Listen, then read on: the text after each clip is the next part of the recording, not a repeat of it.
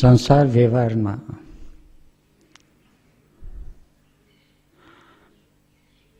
મુખ્ય શક્તિ છે એ આર્થિક શક્તિ.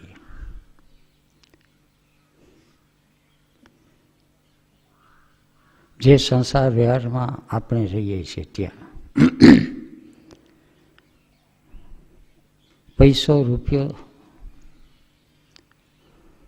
સર્વશક્તિમાન છે એવો ખ્યાલ પણ છે. સર્વે ગુણાઃ કાંચનમ આશ્રયંતે એવી લોકોક્તિ પણ છે.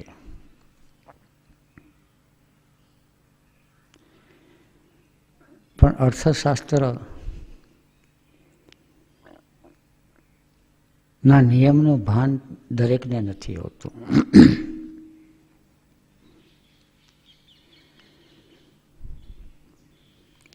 રૂપિયો એટલે રૂપિયો. રૂપિયાનું મૂલ્ય કેટલું? તો સંસારી જીવને ઓછો ખ્યાલ આવે. બજારમાં જાય, શાકભાજી ખરીદવા જાય કે નાસ્તો પાણી કરવા જાય, તેને એટલું રૂપિયાનું મૂલ્ય સમજાય. અર્થશાસ્ત્રીઓ જુએ રૂપિયાને કે જેટલા પ્રમાણમાં રૂપિયો ફરતો જાય એટલું એનું મૂલ્ય વધતું જાય. એને આ લોકો કરન્સી કહે. એકના હાથમાં રૂપિયો ગયો, શાકભાજી વાળાને આપ્યો. શાકભાજી વાળા છે એ રૂપિયો ગયો બજારમાં ગયો, એનો રૂપિયો બીજે ઠેકાણે ગયો મૂલી મજૂરોમાં. મૂલી મજૂરો બીજે ઠેકાણે વાપરે. રૂપિયો જેટલો ફરતો રહે એટલું રૂપિયાનું મૂલ્ય વધે. પણ રૂપિયો ફરતો રહે એવી રીતે ભીતરની અંદર જે અસલ મૂડી છે એ છે ચિત્તની વૃત્તિ. ચિત્તની વૃત્તિ છે જેટલા પ્રમાણમાં ફરતી રહે એટલા પ્રમાણમાં એનું મૂલ્ય વધે. પણ વૃત્તિ ફરતી રહે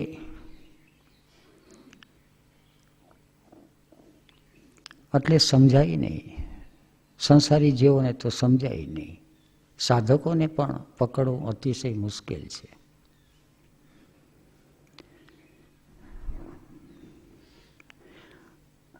રૂપિયો છે,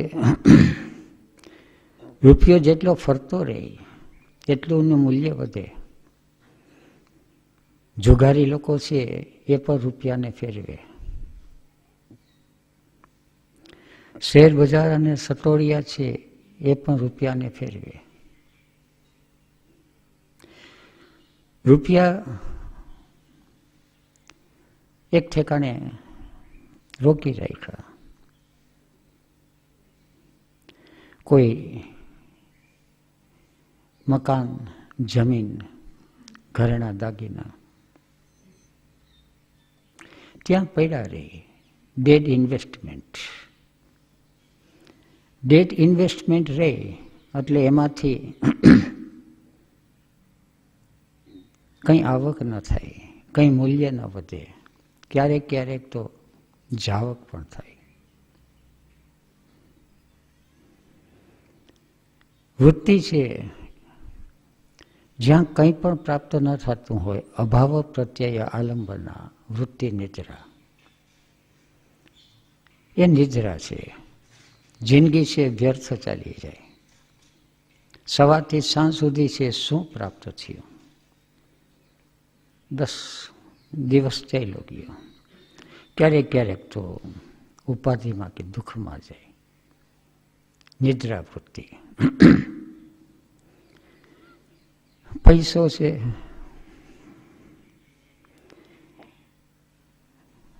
એ પ્રવૃત્તિ કરે કંઈ ને કંઈ. જુગારમાં કે શેર બજારની અંદર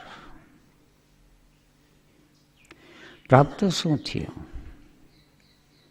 તો કાંઈ નહીં, હરફર થઈ.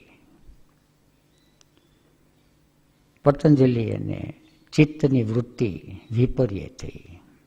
મિથ્યા જ્ઞાન, જ્ઞાન કંઈ ન મળ્યું, અને જે મળ્યું છે એ જ્ઞાન મિથ્યા છે. સંસાર વ્યવહારની અંદર 50, 60, 70 વર્ષ ગયા, જ્ઞાન મળ્યું, ડૉક્ટર થયા, વકીલ થયા, ઇતિહાસ, ભૂગોળ, દેશ દુનિયાનો, સગાવાલા કોણ છે, ક્યાં છે, એનો વંશ કેટલો છે, શું છે, બધું ઘણી બધી માહિતી ભેગી કરીએ છીએ, પણ એ બધું મિથ્યા જ્ઞાન, એને વિપર્ય. એટેન્શન ગયું, ચિત્તની વૃત્તિ તો ગઈ પણ વિપર્યમાં ગઈ. ચિત્તની વૃત્તિ ગઈ તો નિદ્રામાં ગઈ. કેટલાક અનેક પ્રકારના બિઝનેસ કરે, ટર્નઓવર તો ખૂબ કરી દે, નફો કશો નહીં. એવા કેટલાય હોય. એ વિકલ્પ છે. વિકલ્પ એટલે વાતો ખૂબ કરી, ઓશોની કરી, ગુરજેફની કરી, ઉપનિષદની કરી, કુરાન ને બાઇબલની કરી, ચર્ચા અને વિચારણા. શબ્દ જ્ઞાન અનુપાતી. શબ્દ જ્ઞાન છે એ જબરજસ્ત કર્યું. વસ્તુ શૂન્ય, કંઈ વસ્તુ પ્રાપ્ત ન થઈ, કંઈ વાસ્તવિકતા, કંઈ રિયાલિટીનો અહેસાસ નથી. વિકલ્પ. અને પૈસો છે ક્યારેક વપરાય છે. એક મકાન લીધું રહેવા માટે, ઘરમાં ફર્નિચર લીધું, રસોડામાં ઠામ ઠીકરા વસાવ્યા, એમાં પણ પૈસો છે. પણ એ પૈસો છે એક ઇન્વેસ્ટમેન્ટ છે, ડેડ નથી. છતાં પણ કરન્સી નથી. એ થઈ ગયું, થઈ ગયું. એને સ્મૃતિ કહે. અનુભૂત વિષય અસંપ્રમોસ. સ્મૃતિ. ખુરશીની જરૂર પડે છે ત્યારે ખુરશી વાપરી, પછી ખુરશી મૂકી દીધી. જરૂર પડે છે ત્યારે ખાટલો વાપરો, પલંગ વાપરો, છોડી દીધો. એવી રીતે સંસાર વ્યવહારની અંદર સ્મૃતિ વૃત્તિની જરૂર પડે છે અસંપ્રમોસો. જ્યારે જ્યારે જરૂર પડે ત્યારે એનો ઉપયોગ કરી લે અને એક બાજુ મૂકી દે. છેલ્લી વૃત્તિ છે એ છે પ્રમાણ વૃત્તિ. પ્રમાણ વૃત્તિ એટલે પ્રેઝન્ટ મોમેન્ટ, રિયાલિટી, કરન્સી. પ્રમાણ વૃત્તિની અંદર ચિત્તની વૃત્તિ જેટલા પ્રમાણમાં ફરતી જાય એટલું એનું મૂલ્ય વધતું જાય, એટલું લેવલ ઓફ બિંગ વધતું જાય. પણ પ્રમાણ વૃત્તિ, પ્રેઝન્ટ મોમેન્ટ વૃત્તિ છે, કોઈ પણ સેન્ટરની અંદર કોન્શિયસલી ઇન્વેસ્ટ કરવામાં આવે, અથવા તો વૃત્તિ છે એ જ્ઞાનેન્દ્રિયમાં કરે છે ઇન્વેસ્ટ, કર્મેન્દ્રિયમાં કરે છે, ભાવના પ્રદેશમાં કરે છે, જ્ઞાનના પ્રદેશમાં કરે છે. વૃત્તિને જે ઠેકાણે કનેક્ટ કરે, જે ઠેકાણે સંબંધમાં રાખીએ કોન્શિયસલી, એને આપણે ત્યાં શબ્દ વપરાતો પ્રવૃત્તિ. વિષયવત્તી પ્રવૃત્તિ ઉત્પન્ના મનસ્થિતિ નિબંધિની. સંસારી માણસોને ભ્રમ છે કે પ્રવૃત્તિ કરે છે, પણ એ પ્રવૃત્તિ નથી. કાં તો વિચારોમાં ચાલ્યો જાય, કાં નિદ્રામાં હોય, કાં સ્મૃતિની અંદર હોય. પ્રેઝન્ટ મોમેન્ટની અંદર તો ભાગ્યે જ હોય. અને પ્રેઝન્ટ મોમેન્ટ વર્તમાન ક્ષણ. ગુરજીએફની સિસ્ટમ પ્રમાણે સમજવું હોય તો થિંકિંગ, ઇમોશન, ઇન્સ્ટિંક્ટ, મૂવિંગ અને સેક્સ. યોગશાસ્ત્રની ભારતીય પરંપરા પ્રમાણે સમજવું હોય તો અન્નમય કોષ, પ્રાણમય કોષ, મનોમય કોષ, વિજ્ઞાનમય કોષ અને આનંદમય કોષ. અન્નમય કોષ એટલે મૂવિંગ સેન્ટર. અન્નમય કોષની અંદર વૃત્તિ લગાડે એટલે એને અહેસાસ થાય, મસ્ક્યુલર સિસ્ટમ, એને શરીરની અંદર સ્ફૂર્તિનો અનુભવ થાય, રાઈટ યુઝ કરે તો. અને એનો દુરુપયોગ થાય, એબ્યુઝ, તો એને થાક લાગે. શરીરમાં સ્ફૂર્તિને બદલે શરીર થાકી જાય. અન્નમય કોષ. પ્રાણમય કોષ એટલે ઇન્સ્ટિંક્ટ સેન્ટર. પ્રાણમય કોષમાં પ્રવૃત્તિ કરે તો પ્રાણમય કોષની પ્રવૃત્તિમાં એને સંવેદના થાય, રાઈટ યુઝ કરે તો. Energy of sensitivity. ફૂલને જોઈ અને ચિત્ત પ્રસન્ન થઈ જાય. કોયલનો કે કાગડાનો અવાજ સાંભળે અને ચિત્ત પ્રસન્ન થઈ જાય. કૂતરાને ભસવાનું સાંભળે તો ચિત્ત પ્રસન્ન થઈ જાય. બહારથી કંઈ પણ અવાજ આવે એ અવાજની અંદર એનું ચિત્ત પ્રસન્ન રહે તો રાઈટ યુઝ થયો પ્રાણમય કોષનો. અથવા તો ઇન્સ્ટિંક્ટ સેન્ટર. નહીં તો એને વેદના થાય, મિસયુઝ ઓફ. કૂતરું ભૈંસું અને થાય કે માથું ખાઈ ગયો, કાગડો બોલે અને માથું ખાઈ જાય. બહારથી કંઈ પણ અવાજ આવે અને એનું માથું ખવાઈ જાય એટલે એને પ્રવૃત્તિ ન આવડી. પ્રવૃત્તિ તદ્દન જુદી વસ્તુ છે. Instinct centre. મનોમય કોષ એટલે ઇમોશન સેન્ટર, ભાવ પ્રદેશ. ભાવ પ્રદેશ રાઈટ યુઝ થાય, ભાવ પ્રદેશની અંદર પ્રવૃત્તિ થાય તો થોડો થોડો થોડો ભાવ વધતો જાય. વ્યક્તિ પ્રત્યે ભાવ વધતો જાય, સ્થાન પ્રત્યે ભાવ વધતો જાય, નોકર ચાકર પ્રત્યે, સગાવાલા પ્રત્યે, ઝાડપાન પ્રત્યે, પશુ પક્ષી પ્રત્યે, પ્રકૃતિની અંદર ધીરે ધીરે ધીરે ધીરે ભાવ વધતો જાય. આ ભાવ જેમ જેમ વધતો જાય એને એસ્ટ્રલ બોડી કહે. મનોમય કોષની પ્રવૃત્તિ. અને જો એનો મિસયુઝ થાય તો ધીરે ધીરે વિકારો આવે.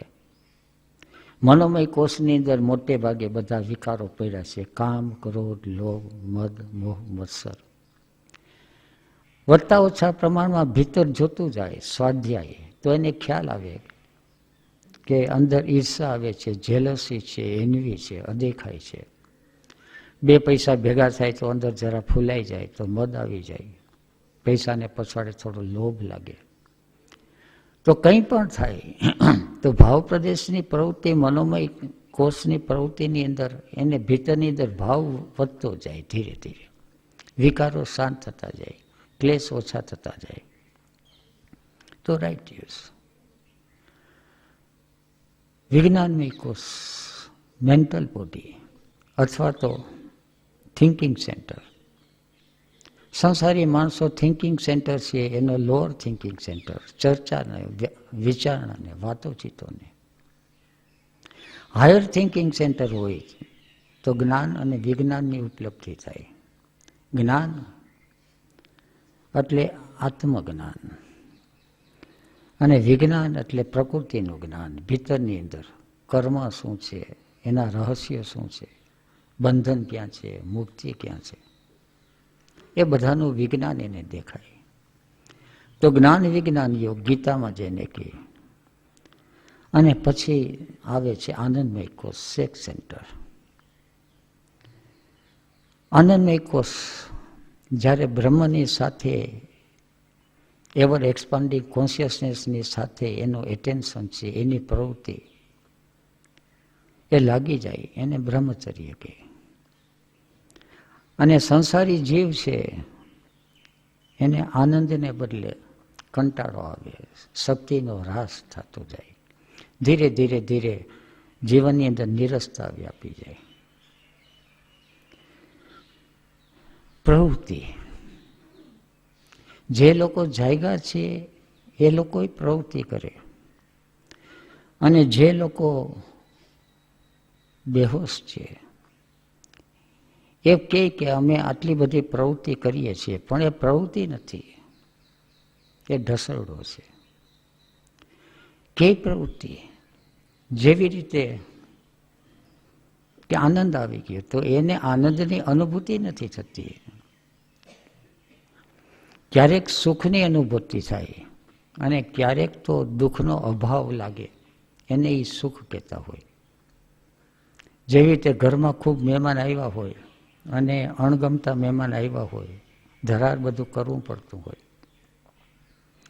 અને મહેમાન જાતા રહે.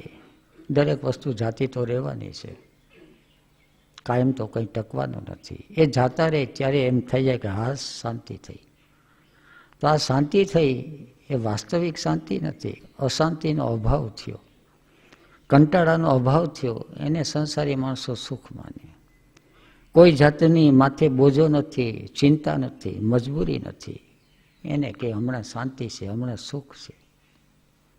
ત્યારે ખરેખર સુખ અને શાંતિ છે તો જાગ્યા પછી એનો અહેસાસ થાય. સુખનો અર્થ કે જે સેન્ટરની અંદર ઉણપ હોય એ સેન્ટરની અંદર તૃપ્તિ થાય ત્યારે જે અનુભવ થાય એને સુખ કહે. મૂવિંગ સેન્ટર છે, બેસી બેસીને શરીર થાકી ગયું હોય અને થોડોક 2-4 કિલોમીટર આંટો મારી આવે એટલે એને સારું લાગે, સુખ લાગે. અને ચાલી ચાલીને શરીરને થાક લાગે અને પછી ખુરશી પર બેસી જાય ત્યારે એને સુખ લાગે. સુખ ક્યાં છે તો એને કોઈ ઉત્તર આપી ન શકે. જેવી ડિમાન્ડ અને એવી સપ્લાય થાય, કેવા પ્રકારની ડિમાન્ડ છે એ પ્રકારનું સપ્લાય થાય એટલે એને સુખની અનુભૂતિ થાય. ભૂખ લાગી છે અને ખાવાનું આપે તો સુખ થાય, અને પેટ ભરાઈ ગયું છે અને કોઈ ખવડાવે તો દુઃખ થાય. ત્યારે ડિમાન્ડ નથી, એટલે ડિમાન્ડ વિનાની સપ્લાય, એને ઈચ્છા નથી, કામના નથી અને આવી પડે ત્યારે દુઃખ થાય. આ બધો એક વિચિત્ર પ્રકારનો રહસ્યમય પ્રકૃતિના બધા નિયમો છે. જે લોકો જાગ્યા છે એ આ બધા નિયમોનો એને બોધ હોય અને એ નિયમોને આધારે કંઈ પણ પ્રવૃત્તિ કરે તો એ પ્રવૃત્તિ છે એ નિષ્ફળ ન જાય. રામદુલારે બાપુએ કઈ રીતે પ્રવૃત્તિ કરવી એ સાથે રહી નિર્દેશન કર્યું અને જીવી પણ બતાવ્યું. એક પ્રસંગ યાદ આવે છે. રામદુલારે આશ્રમની અંદર અત્યારે પાતાળેશ્વરની જગા છે.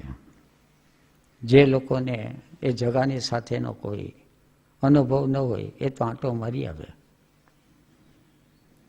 રામદુલારે આશ્રમની જગા લેવાની. જગા ઘણી બધી હતી, 5-6 એકરની આસપાસમાં. અને શું કરવું 5-6 એકરમાં? આમે ધરતી તો હતી, ખેડવાણ જમીન હતી, બગીચો હતો, ખાવા પીવાની નિરાંત હતી. બાપુ કહે કે આ જગા છે તો બધાને રમવા કામ લાગશે. એ જગાની અંદર સાંભળવા પ્રમાણે અસામાજિક તત્વો છે એ જગાની અંદર અસામાજિક પ્રવૃત્તિ કરવા માગતા હતા અને પાડોશની અંદર અસામાજિક પ્રવૃત્તિ થાય અને આસપાસના માણસોને અને આપણને પોતાને પણ સતત સંઘર્ષનો સામનો કરવાનો રહે. બાપુ આવ્યા ને થયું કે આ જગાને આશ્રમ માટે લઈ લઈએ. અસામાજિક પ્રવૃત્તિ અને આશ્રમ બે સામસામી દિશામાં છે. એક છે ઇન્વોલ્યુશન તરફ, અધોગતિ તરફ લઈ જાય અને એક છે એવોલ્યુશન તરફ લઈ જાય. આપણી ઘરની જગા છે, ઘરની જગાની અંદર મંદિર બનાવવું કે ઘરની જગાની અંદર જુગારખાનું બનાવવું એ સૌનો સ્વતંત્રતાનો વિષય. આશ્રમની જગા લેવાની. થોડાક સીમ શાળાના બાળકો આવ્યા, નિશાળ માટે થોડી જગા જોતી હતી, એના વ્યવસ્થાપક આવ્યા. બીજે ક્યાંય જગા દૂર દૂર પડતી હતી, આસપાસના બાળકો સારી રીતે રહી શકે, ભણી શકે. તો જગા તો આશ્રમની હતી. બાપુને ઓળખે નહીં, મારી પાસે આવ્યા. મેં કહું બાપુની પાસે જઈએ, પૂછીએ. બાપુને કીધું. બાપુ કે ઘણું સારું, છોકરા બધા ભણતા હોય અને પ્રવૃત્તિ થતી હોય, તેને કઈ જગા અનુકૂળ રહી છે. એટલે સડકની પાસે, સાવ સડક કાંઠે નહીં અને થોડીક દૂર. એટલે બાળકો રમતા હોય તો સડકને અંદર વાહનના વ્યવહારમાં આવી ન જાય એટલો એને રમતનો ગ્રાઉન્ડ જોઈએ. અને ક્યાંય ક્યાંયથી આવતા હોય તો એટલી નજીક જોઈએ, એ રીતે જગા પસંદ કરી. સીમ શાળા, આશ્રમ શાળા જેવું. બાળકો આવવા માંડ્યા બધા. એક પ્રવૃત્તિ શરૂ થઈ. બાળકો આવે એટલે બાળકો પ્રત્યે સહજ રીતે ભાવ જાગે, સંબંધ બંધાય. નાના નાના સ્કૂલના બાળકો આવે એટલે તરસા થાય. એટલે પહેલાં તો પાણીનું માટલું રાખ્યું, અને બાળકો આવે પાણીનું માટલું થોડું પીએ ને થોડું ઢોરે. એટલે નવી પ્રવૃત્તિ શરૂ થઈ. માટલું ન રાખે તોય સમસ્યા, અને રાખે તો વારંવાર એને ભરવાનું. તો કઈ રીતે કરવું? આ બાજુ મસ્ક્યુલર સિસ્ટમ મૂવિંગ સેન્ટરની પ્રવૃત્તિ વધી, આ બાજુ ઇમોશન સેન્ટરની પ્રવૃત્તિ વધી. બાળક પ્રત્યેનો ભાવ વધવા માંડ્યો. બધાએ ભેગા થઈને નક્કી કર્યું કે શું કરવું છે. તો કે બોર નખાવીએ, ડંકી નખાવી દઈએ. એટલે થિંકિંગ સેન્ટરની પ્રવૃત્તિ કરી. ક્યાં વિચાર કરવો, કઈ ઠેકાણે કરાવવું, ક્યાં ડંકી થાય, પાણી ક્યાં. એટલે કે ઠેકાણે પાણી નીકળે. બાપુને પૂછ્યું કે કોઈક પાણીનો જાણકારવાળો આવે. મને કહે કે એ તો વિદ્યા બહુ સહેલી છે, તમે ચાલ્યા જાઓ અને પગની અંદર જે ઠેકાણે ઠંડક લાગે ને ત્યાં સમજી લેવું કે પાણી છે. અમે 2 જણા હતા, કદાચ 3 જણા હોય. આશ્રમની અંદર આંટો મારવા નીકળ્યા તો 2 જગાએ પગની અંદર ઠંડક લાગે, બીજે બધે ગરમી લાગે. અને 2-3 જણા હતા, દરેકને છે કે આ ઠેકાણે છે. આશ્ચર્ય લાગ્યું. મેં કહું આ તો કંઈક આમ સીધી પાણી કળાની વિદ્યા તો સાવ સીધી છે. પણ એ પછી ક્યારેય નથી થયું, હું તે દિવસ જ જીતું.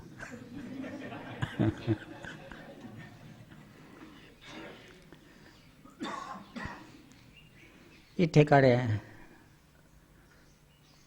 પાણીનો બોર કર્યો.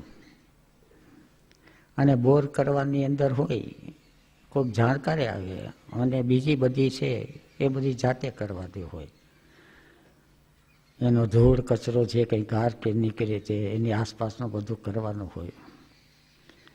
એટલે મૂવિંગ સેન્ટર છે એ સતત જ સક્રિય રહે, ચર્ચા વિચારણા નહીં. રામદુલારી આશ્રમની અંદર વાતું ભાગ્યે થતી, અને બાપુ હોય ત્યારે બાપુ કંઈ વાત કરતા હોય જુદી વાત છે. અને કયાક ચર્ચા કે વાતું એ ચડી જાય એવું સેજ લાગે એટલે કંઈ ને કંઈ કામે વરગાડી દે. છેવટ બાકી રસોડામાંથી શાકભાજી લાવે અને શાક સુધારા બેસાડી દે. પણ પ્રેઝન્ટ મોમેન્ટમાં રાખે, પ્રવૃત્તિમાં રાખે. અને જેટલા પ્રમાણમાં વિશેષ પ્રવૃત્તિ એટલું ચિત્તની કરન્સી વધતી જાય, એટલી અવેરનેસ વધતી જાય. અને અવેરનેસ જ નહીં, અવેરનેસ એટલે શું? સંસારી જીવોને ભાગ્યે ખ્યાલ હોય. મૂવિંગ સેન્ટરની અંદર સ્ફૂર્તિ આવતી જાય, જે વાત કરીને રાઇટિયસ. ઇન્સ્ટિંક્ટ સેન્ટરની અંદર સંવેદના આવતી જાય, એક એક પ્રકારની. સ્પર્શ નહીં આવે, તગારો ઊંચકીએ તો તગારાના આકાર નહીં આવે, પાવડો હોય, કોદારી હોય, બીજી બધી નાની મોટી બધી આસપાસ ઘાસ સાફ કરવાનું હોય, પણ કંઈ ને કંઈ સતત. અને આશ્રમ હતો ત્યારે તો ટેકરાર હતા ને બોરડી ને થોર ને કાંટાળા ઝાડ ને એવું બધું હતું. રજનીશપુરમ વસાયું ત્યારે રજનીશપુરમની અંદર તૈયાર જગા તો જે જોતી હતી એ બધી મળતી હતી. એક એવા પ્રકારનો આઇલેન્ડ ટાપુ લીધો 64,000 એકરનો લગભગ. અને એક એક સંન્યાસીઓને એ આખું નિર્માણ કરવામાં લગાડી દીધા.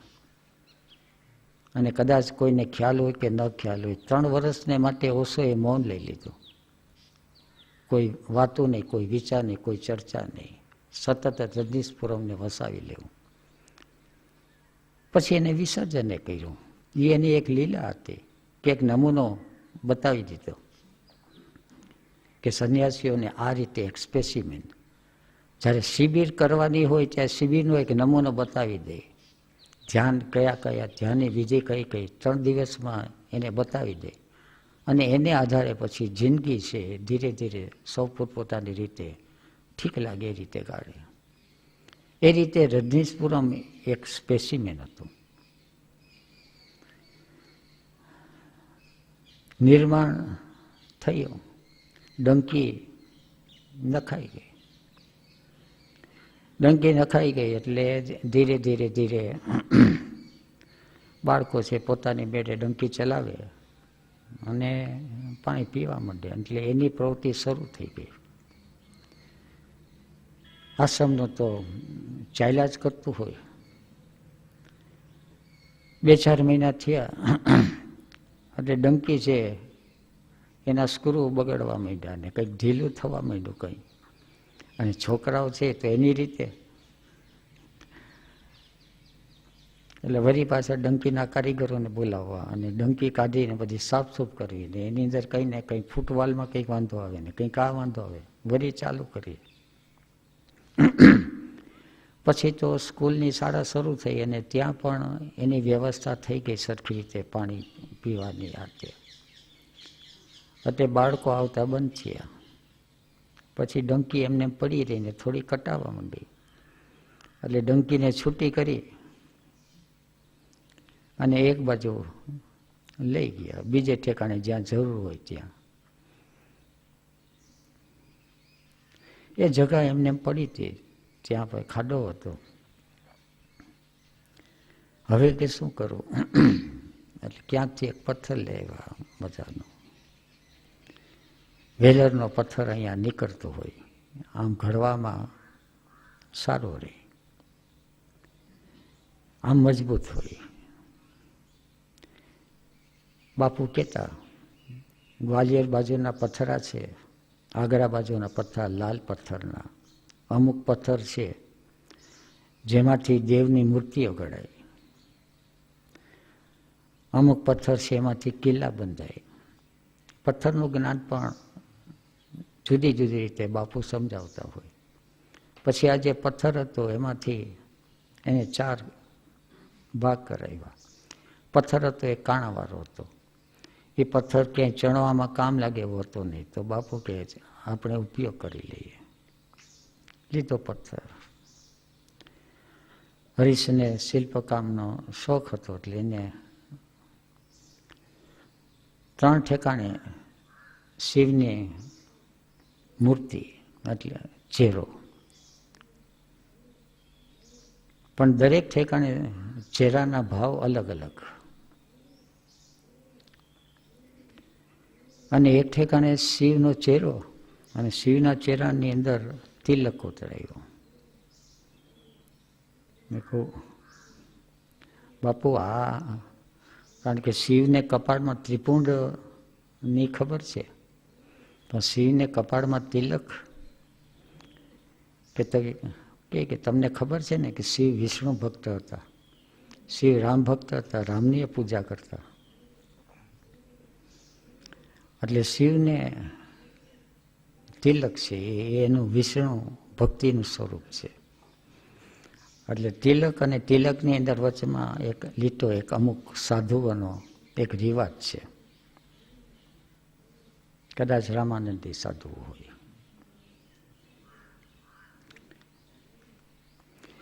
હવે બાપુ કે રામાનંદી સાધુઓની અંદર એક રિવાજ છે કે જ્યાં કોઈ તિલક હોય એને નમસ્કાર કરવા જોઈએ, અને શિવ છે એને માથું ન નમાવવું જોઈએ. એ લોકો શિવને માથું ન નમાવે. હવે આ જે છે ને કોઈ સાધુ આવશે ને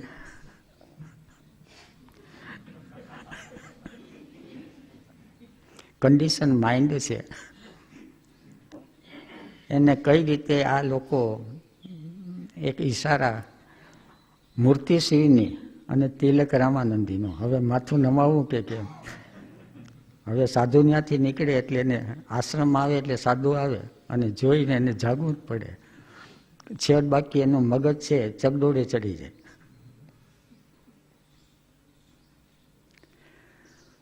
ત્રણ બાજુ, અને જે બાજુ કાણું હતું ત્યાં ત્રિકોણ કોતરાયું. કે આ કાણાનું શું છે? તો કાણું છે એ શિવનું મુખ છે, ખરેખર મુખ છે. બીજા બધા મુખ છે તો ચહેરો છે, પણ આ કાણું છે એ તો એનું મોઢું છે. હવે એની અંદર જે કંઈ વસ્તુ છે એ હોમવામાં આવે એટલે વસ્તુ છે એ શિવ છે એ ખાઈ જાય. કારણ કે કાણામાંથી સીધે સીધું એ જે બોર કર્યું છે ને એમાં વયું જાય. અને કે આપણે ત્યાં ખબર છે કે શિવ નિર્માલ્ય કહેવાય. શિવ નિર્માલ્ય એક રૂઢ શબ્દ પ્રયોગ છે કે જે વસ્તુ છે એ શિવ નિર્માલ્ય કીધી એટલે એ વસ્તુને પછી ભોગમાં ન લેવાય. શિવને જે કંઈ ધરાણું હોય છે કે એ શિવ નિર્માલ્ય, એ અંગત ઉપયોગમાં ન આવે. કંઈ પણ વસ્તુ હોય, ખાટલો હોય કે શિવ નિર્માલ્ય એટલે પછી ખાટલો સોંપી દેવાનો હોય, એનો દાન જ કરી દેવાય. ખાવાનું છે શિવ નિર્માલ્ય, પછી શબ્દ પ્રયોગ, રૂઢ શબ્દ પ્રયોગ થાય છે કે તારા ઘરનું પાણી મારે શિવ નિર્માલ્ય છે. એટલે હવે ઊંચો શબ્દ વાપરે, પણ એના ઘેરા સંસ્કાર છે કે આખો દેહ છે, દેહની વૃત્તિ પ્રવૃત્તિ છે, બધી શિવ નિર્માલ્ય છે. શિવને માટે નિર્માણ થયેલી છે. જીવનું શિવમાં રૂપાંતર થાય. આપણે દેહ અને દેહની વૃત્તિ પ્રવૃત્તિઓ છે એ બધી કરીએ છીએ એ આપણા જીવને માટે કરીએ છીએ, અંગતને માટે. એટલે પછી બધા ફસાઈએ છીએ અને દુઃખી થાય છે. નિર્માણ એ મૂર્તિનું સ્થાપન ક્યારે કરવું? એટલે મહાશિવરાત્રિ આવે છે, ઉત્સવ મનાવે, એટલે મહાશિવરાત્રિને દિવસે એનું સ્થાપન કર્યું, બધાને ભેગા કર્યા, ઉત્સવ કર્યો. આનું નામ શું રાખવું? એટલે બાપુએ કીધું પાતાળેશ્વર, કારણ કે એના મૂળિયા છે પાતાળ સુધી જાય છે. કારણ કે જમીનમાં 50-60 ફૂટ ઊંડે સુધીને બોર કર્યો હતો એટલે એ પાતાળમાં ગયો કહેવાય. એટલે નામ પાતાળેશ્વર રાખીએ. સંન્યાસીઓ બધા 200 સંન્યાસીઓ હતા, બીજા બધા આશ્રમવાસીઓ હતા, બધા ભેગા થયા, ધૂન ભજન ને કીર્તન. એને પ્રાણ પ્રતિષ્ઠા કરવાની, સ્થાપન કરવાનું હોય એટલે અવારનવાર ભિક્ષા માગવા એક બ્રાહ્મણ આવતા હતા. એને કે આવડે છે પ્રાણ પ્રતિષ્ઠા? તો કે બાપુ વાંધો નહીં આવે. તો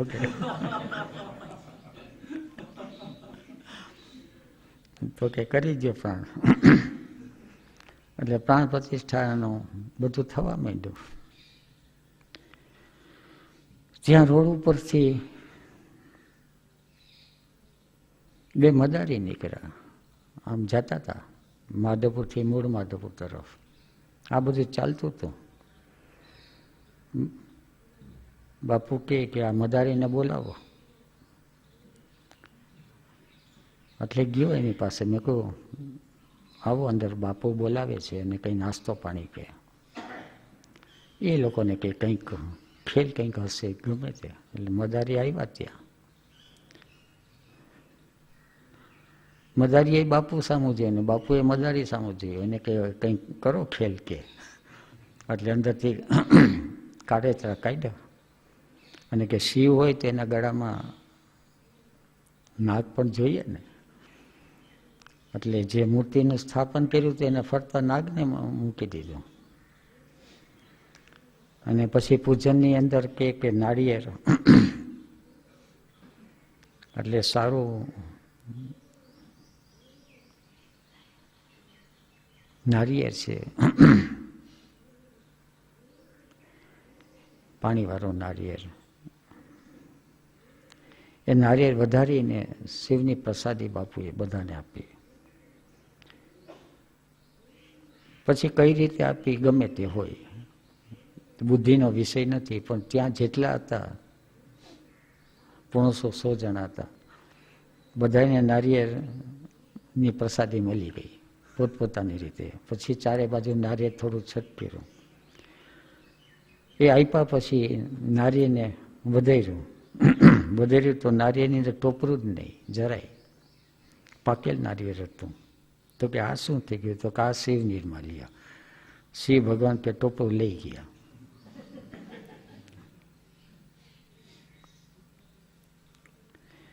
મદારી ને પ્રસાદ આપ્યો, બધાને પ્રસાદ ખવડાવી પીરાવ્યો.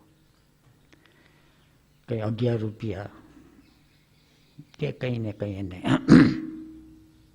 મદારીએ છે પાછા બાપુને પગે લાગ્યા.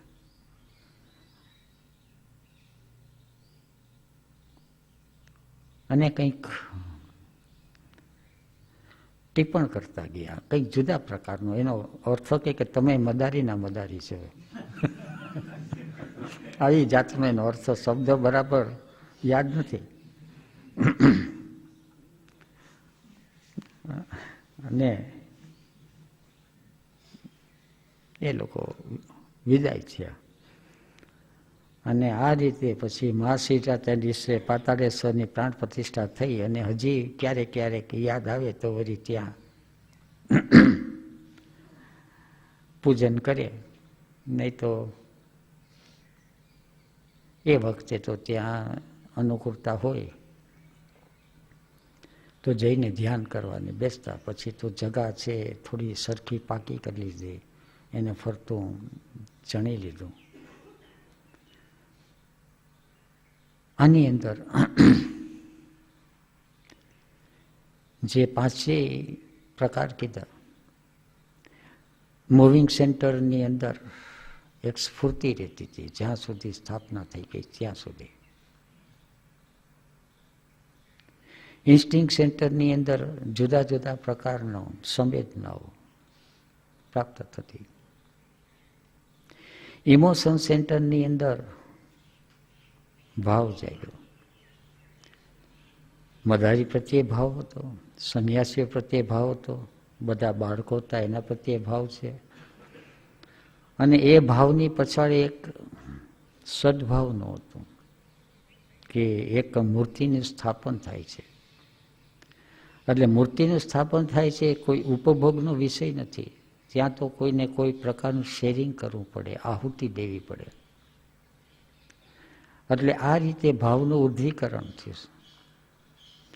અને એની સાથે જ્ઞાનનો કે દેવ છે જે મૂર્તિનું સ્થાપન છે એની પછાડે ભાવની વૃદ્ધિ છે એ એનું વિજ્ઞાન છે. મૂર્તિ ભાવની વૃદ્ધિ માટે છે. ઘરની અંદર રામની હોય કે કૃષ્ણની હોય કે કોઈ સાધુ સંતને કે મહાત્માની હોય, એ ઘરની અંદર હોય તો એક જાતનો એક જુદા પ્રકારનો ભાવ ઉપજે છે. એ સિવાય બીજી ઘરમાં મૂર્તિઓ જાત જાતની હોય, કોઈ નટ અને નટીની હોય, કોઈ શિલ્પકળા થતી એવા પ્રકારની હોય કે જેની અંદર ભાવ વિકાર જાગે, એક્સાઇટમેન્ટ થાય, ઇન્વોલ્યુશન થાય. તો પ્રવૃત્તિ એવી થાય કે જેની અંદર માણસને ઇન્વોલ્વ ન થાય, એને કંઈ ને કંઈ ઇવોલ્વ થાય. પાતાળેશ્વરની જગા છે, આરામ કરવા બેસે, પણ મોટે ભાગે ત્યાં નાસ્તો કરવા ઓછા બેસે. બીજા પ્રકારનું સ્થાન હોય તો ત્યાં નાસ્તો પાણી કરે, અને કદાચ નાસ્તો કરવા બેસે પણ છતાં એક ભાવ બદલી જાય, કારણ કે ત્યાં એક શિવલિંગ છે, ત્યાં શિવની મૂર્તિ છે. એટલે સહજ રીતે એક એવા સંસ્કારી હોય. અને એની સાથે પછી એક જ્ઞાન છે કે શિવનું જ્ઞાન, શિવ નિર્માલ્ય. શિવ એટલે શું? શિવ તત્વ એટલે શું? એટલે આ બાજુ જ્ઞાનનો વિકાસ થતો જાય. અને બીજી બાજુ છે કે દેવ દેવી છે, એ બધું છે એ મનોમય કોષનું અથવા મનનું સર્જન છે. જેને મનનો માને છે એ દેવ છે. જ્યાં ભાવ જાગ્યો એ ભગવાન છે. બાકી કોઈ ત્યાં વ્યક્તિ નથી, ત્યાં તત્વ અને સત્તા માત્ર છે. એટલે કન્ડિશન માઇન્ડમાંથી એ છોડાવે અને સાચા ભાવ તરફ એની પ્રવૃત્તિ લઈ જાય. અને બધી પ્રવૃત્તિની પછવાડે માત્ર ઉત્સવ, સેલિબ્રેશન. આ ઉત્સવ છે એ આનંદમય કોષનો છે. સેક્સ એનર્જીનો એ રાઇટ યુઝ થઈ ગયો. એટલે કોઈ પણ એક્ટિવિટી જે લોકો જાગ્યા છે એ એક્ટિવિટીની અંદર પાંચેય તત્વ મળવા જોઈએ. પાંચેય. શરીરમાં સ્ફૂર્તિ હોય, મસ્ક્યુલર સિસ્ટમની અંદર, ઇન્દ્રિયોની અંદર સંવેદના હોય, ઇન્સ્ટિંગ સેન્ટરની અંદર, ઇમોશન સેન્ટરની અંદર ભાવ જાગે. કોઈ પણ ઠેકાણે પ્રવૃત્તિ કરે તો ભાવ તો જાગવો જોઈએ. જો ભાવ ન જાગે તો એ પ્રવૃત્તિ છે થોડીક મિથ્યા પ્રવૃત્તિ થઈ. મિથ્યા એ અર્થમાં કંઈક મળ્યું તો ખરું. શરીરની અંદર પ્રવૃત્તિ કરી એટલે શરીરમાં હાથ પગ થોડા સક્રિય થયા, થોડી પ્રાણ ઉર્જા છે એ થોડી વહેતી થઈ ગઈ. શરીરમાં ભૂખ લાગે અને શરીર મજબૂત થાય. તો એ બધી સંસારના માણસો વધુ વધુ આ બધી પ્રવૃત્તિ કરે. વ્યાયામ શાળાઓમાં જાય, પ્રવૃત્તિ કરે. તો વ્યાયામ શાળામાં ભાવ ન જાગે, મસ્ક્યુલર સિસ્ટમ નિર્માણ કરી દે, હાથ પગ મજબૂત થઈ જાય.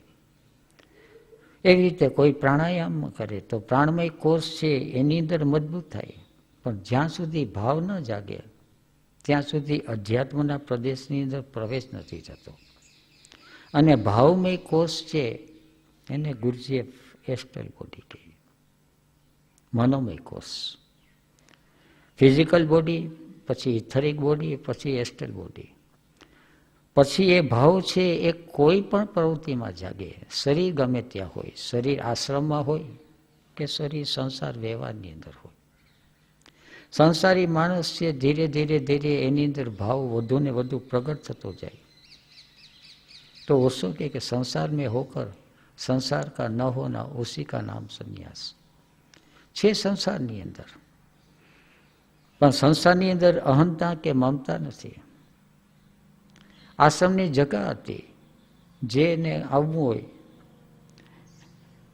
બાળકોને આવવું હોય તો બાળકોને. અત્યારે ઓશો આશ્રમની જગા છે, જેને ધ્યાન કરવાનું આવવું હોય તો ધ્યાન કરવાનું. કોઈને રહીને ધ્યાન કરવું છે 5-25 વર્ષ સુધી, તો સ્થાન બાંધીને ધ્યાન કરે. પણ ત્યાં અહંતા નથી, ત્યાં મમતા નથી, ત્યાં અધિકાર ભાવ નથી. ત્યાં માત્ર રમવાનું છે, ત્યાં માત્ર ભાવ વિકસાવવાનો છે. તો જ્યાં માત્ર અધિકાર મુક્ત એક વ્યવહાર ચાલતો હોય અને જ્યાં માત્ર સદભાવનો વિકાસ થતો હોય તો એ સ્થાનને આશ્રમ કહે. અહીંયા જ્યારે બધો હિસાબ કિતાબ લેવાતો હતો અને ત્યારે બાપુનો સંદેશો આવી ગયો કે હીરાભાઈને કહેજો જરા ખ્યાલ રાખે કે આશ્રમ છે સંસ્થા ન બની જાય. જગા તો એની જ છે, પણ જગાની અંદર કંઈક ફેરફાર થાય છે, સૂક્ષ્મ ફેરફાર. જે જગાની અંદર લોઅર થિંકિંગ અને લોઅર ઇમોશન ચાલે છે એ સંસ્થા હોય, અને જે જગાની અંદર હાયર ઇમોશન પ્રત્યે લક્ષ્ય હોય, હાયર થિંકિંગ પ્રત્યે લક્ષ્ય હોય, તો એને સ્કૂલ વર્ક અથવા એને આશ્રમ કહે. તો આશ્રમ કેને કહેવાય અને આશ્રમની પ્રવૃત્તિ શું? તો એનો એક સ્પેસિમેન બાપુએ પાતાળેશ્વરનું નિર્માણ કર્યું એમાં આપ્યું. બીજું સ્પેસિમેન આપ્યું સંતોષીમાનું, સંતોષીમાનું મંદિર.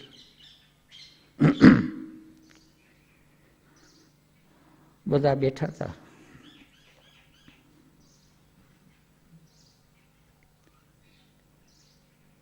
કે જે કંઈ ચાલે છે બધો વ્યવહાર એ શક્તિથી ચાલે છે, અને ક્યાંય પણ શક્તિનું માતૃ સ્વરૂપે સ્થાપન તો કરવું જોઈએ.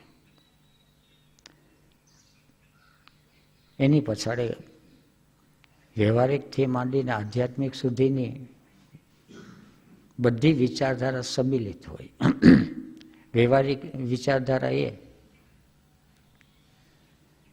કે આશ્રમની અંદર કાલ સવારે પૈસો અને સંપત્તિ વધતી જાય તો સરકાર પૂછવાના છે કે આ પૈસો અને સંપત્તિ ક્યાંથી આવી.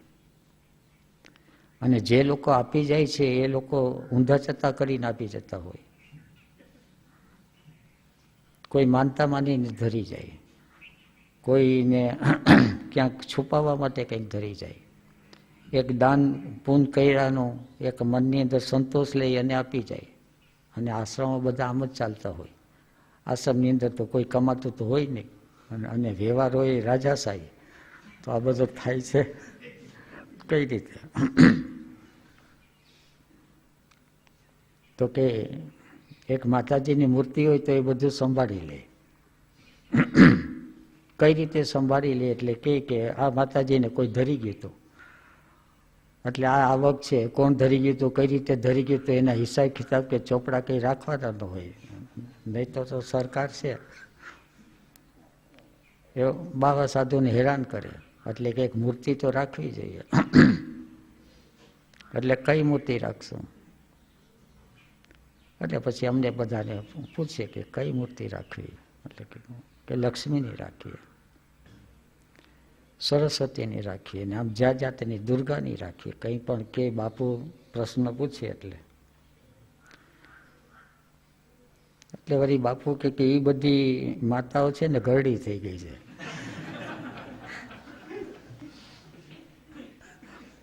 કોઈ નવી માને ગોતીએ આપણે.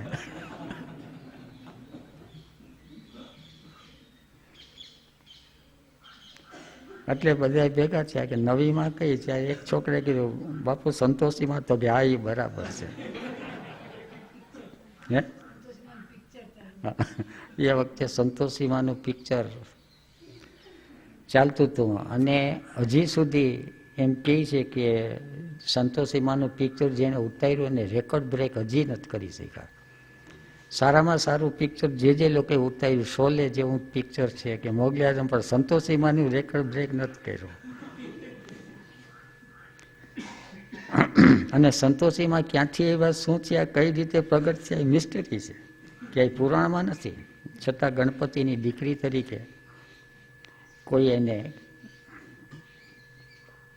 જાહેર કર્યું છે. પણ એ બધું પણ એની પછાડે કોઈ કોન્શિયસ ફોર્સ છે. કારણ કે જે મૂર્તિ પ્રગટ થઈ છે આ રીતે પ્રગટ થાય. જ્યારે જરૂર પડે ત્યારે દુર્ગાનું રૂપ લે, જરૂર પડે ત્યારે લક્ષ્મીનું રૂપ લે. ત્યારે આ જમાનામાં જે જરૂર છે જે શક્તિની, એ સંતોષની જરૂર છે. કારણ કે કામના એટલી બધી ભડકવાની છે ને ભડકતી જાય છે. રોજ નવા વિષયો છે, નવી નવી શોધખોળો થતી જાય છે, અને કામના છે વિકૃત ને વિકૃત. આ કરું, આ કરું, આ કરું.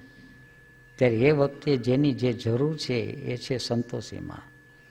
એટલે સંતોષીમાંની કે મૂર્તિ કે રાખીએ, અને એ મૂર્તિનો કઈ રીતે, ક્યાંથી એને મૂર્તિ બનાવવી. એટલે બાપુ ગ્વાલિયર બાજુ ગયેલા. ગ્વાલિયરમાં જઈ અને ત્યાંનો જે પથ્થર છે દેવ પથ્થર, કે બધી મૂર્તિઓ ત્યાંથી ઘડાઈ.